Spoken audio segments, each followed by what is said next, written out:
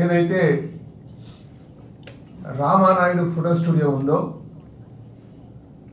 దానిపైన cinema studio, ఎందుకంటే అక్కడ సినిమా ఆటోగ్రఫీ డెవలప్ చేయాలి, సినీ ఇండస్ట్రీ డెవలప్ చేయాలి, ఆ ప్రాంతంలో ఆ విధంగా కళాకారులకు టెక్నీషియన్స్కి అందరికి ఉపాధి కల్పించాలని ఉద్దేశంతో ఆ రోజు రామానాయుడు ఫోటో స్టూడియోకి స్థలం కేటాయించడం జరిగింది. అందుకే మేము మొదటి నుంచి కూడా చెప్తున్నాం, వైసీపీ ప్రభుత్వం ఇంటికి వెళ్తే తప్ప ఈ రాష్ట్రంలో అభివృద్ధి సాధ్యపడదు. వైసీపీ ప్రభుత్వం కేవలం దోచుకోవడానికే, ఈ రాష్ట్రాన్ని నిలువు దోపిడీ చేయడానికే వారు వచ్చారు. ఏ ప్రజానాయకుడైనా సరే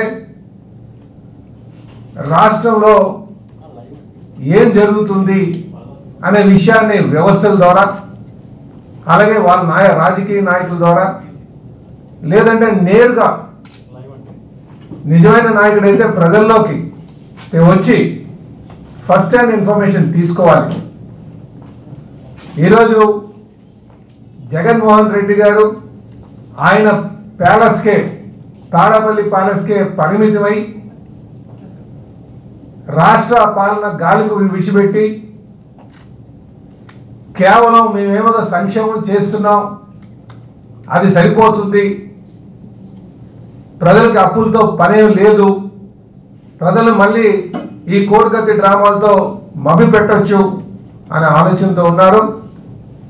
ఈ ఆలోచన మానుకోవాలని చెప్పి తెలియజేస్తున్నాం. మేము తప్పనిసరిగా జగన్మోహన్ రెడ్డి గారికి, అలాగే ఆ వైసీపీ పార్టీకి రేపు ప్రజలు రాజకీయ సమాధి కట్టబోతున్నారన్న సంగతి మీ ద్వారా తెలియజేస్తున్నాం. అలాగే ఈరోజు రామానాయుడు స్టూడియోకి సంబంధించి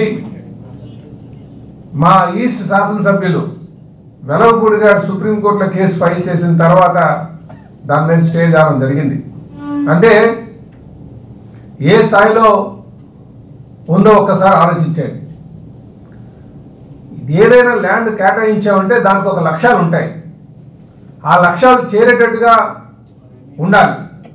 అంతేగాని కాలం మారిందంటే నా ఉద్దేశం పార్టీ మారింది కనుక నా ఇష్టానుసారం చేయడానికి లేదు. వైసీపీ అధికారంకి వచ్చిన దగ్గర నుంచి కూడా విశాఖపట్నం భూములన్నా వైసీపీ నాయకులకి దండుకోవడానికి ఇది ఒక అడ్డా అయింది. వైసీపీ అధికారంకి వచ్చిన దగ్గర నుంచి మొదటి 3.5 ఏళ్ళు విజయసాయిరెడ్డి గారు ఇక్కడ దండుకోవడం మొదలుపెట్టారు. ఈరోజు ఆయన వెళ్ళిన తర్వాత ఆయన అనుమానులందరూ కూడా దండుకోవడం మొదలు పెడుతున్నారు.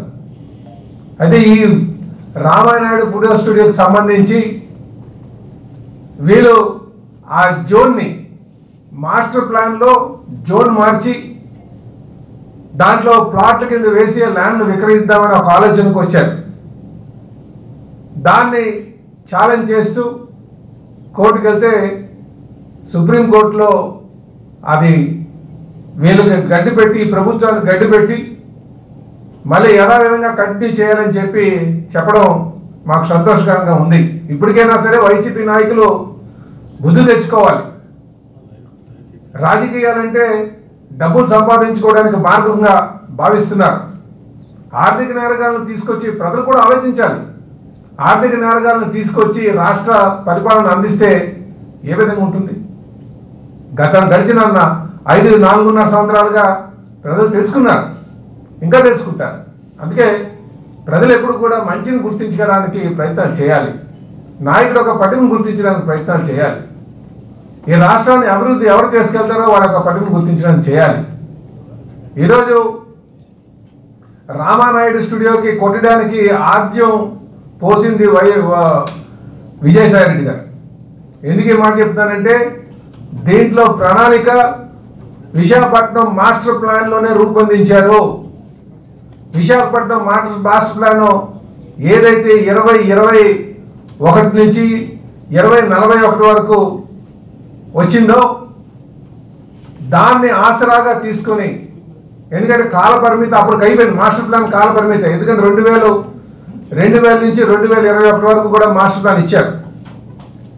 దాన్ని మార్పు చేయడానికి అవకాశం ఈ ప్రభుత్వంకి వచ్చింది కనుక ఆ మార్పుని వీళ్ళు ఇష్టానుసారం వీళ్ళు దోచుకోవడానికి అనుకూలంగా ఉండేటట్టుగా మాస్టర్ ప్లాన్లో మార్పులు చేశారు.